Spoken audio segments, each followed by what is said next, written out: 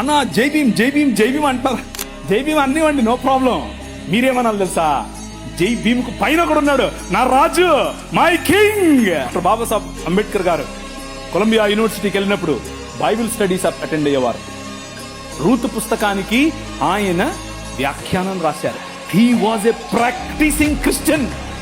ఒకరోజు 3 లక్షల మందితో కలిసి నేను బాప్తిజం తీసుకుంటాను అని చెప్పి ముందుకు వచ్చి ఫోన్ మన మెథడిస్ట్ సంఘంలో ఉన్నటువంటి బిషప్ గారికి చెప్తే, బిషప్ గారు దానికి కావాల్సినటువంటి పనులన్నీ వసతులన్నీ ఏర్పాటు చేసుకునే క్రమంలో నెహ్రూ గారు ఫోన్ చేసి ఏంటండి మీరు ఇలా చేస్తున్నారంట, ఇలా చేస్తే మీకు ఈ పొలిటికల్ అపోజిషన్ ఎక్కువైపోద్దని చెప్పాడు. ఎప్పుడైతే మనోళ్ళు మాకొద్దండి, మీరు పొలిటికల్ కన్వర్షన్ అంట మాకొద్దు అని చెప్పి నెహ్రూ గారి ఒత్తిడికి లొంగారు. ఒక పక్క ఇంకొక ఆయనేమో గోసి కట్టుకుని నిరాహార దీక్షకి వెళ్ళాడు. ఏమని, నువ్వు వెళ్తే ఏ మతానికైనా వెళ్ళు కానీ క్రైస్తవానికి వెళ్ళొద్దని. ఆయన నువ్వు వస్తే నాకేంటి, నేను యేసు ప్రభువుని అనుసరిస్తా అని చెప్పాడు. ఎవరు? డాక్టర్ బాబాసాహెబ్ భీమ్రావ్ అంబేద్కర్. ఇది నేను కొత్తగా చెప్పేది కాదు, దిస్ ఈజ్ హిస్టరీ. ఆ జై భీమ్ వాళ్ళకి తెలియదు. చెప్పండి, ధైర్యంగా చెప్పండి.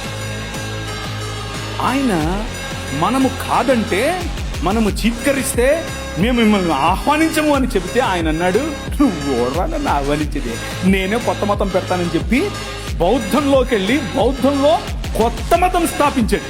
ఆ మతం ఏంటనుకుంటున్నారు? క్రైస్తవమే. 2 కొరింథీయులకు రాసిన పత్రిక 2 కొరింథీ 10:3 నుంచి చదవండి.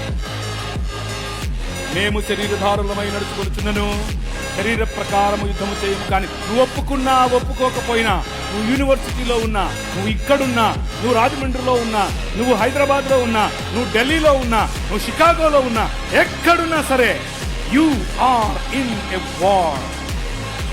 నువ్వు ఒక యుద్ధంలో ఉన్నావు, అది నీకు తెలియదు అంతే. ఆ భీమును నిలబెట్టింది నీ రాజు.